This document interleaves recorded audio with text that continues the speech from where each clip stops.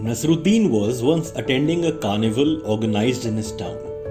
To enjoy the play that was about to start, he found himself the most elegant chair and sat comfortably. One of the guards approached him and said, "Sir, you can't sit there. These seats are reserved for the guests of honor." "Oh, I am more than a mere guest," replied Nasruddin confidently. "Oh, so are you a diplomat?" asked the guard. "Far bigger than that," replied Nasruddin. "Really? So are you a minister perhaps?" the guard asked again. "No, bigger than that too," Nasruddin smiled. "Oh ho, so you must be the king himself, sir?" said the guard sarcastically. Nasruddin said, "Higher than that." The guard was starting to get irritated now. "Higher than the king? Nobody is higher than the king." To this, Nasruddin finally said, "See, you recognized me. You're right, I am a nobody." Well, at first thought, this may seem like a silly statement. Who is a nobody? And more so, how can he be greater than a king? The king rules over the land, over his people.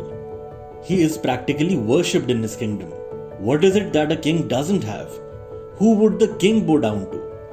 The answer is his identity. His identity controls him. Every action, every thought of his is bound and chained by his identity of being a king. We all have our distinct identities. Our religions, our professions, our social status, our preferences and choices, aren't we identified by them? These identities serve us very well. But as soon as we start associating with them, we start calling ourselves by those names, believing that we are them, we get bound by them. We lose our freedom. Our interests prohibit us from exploring other things. Our social status bars us from mixing freely with everyone we meet.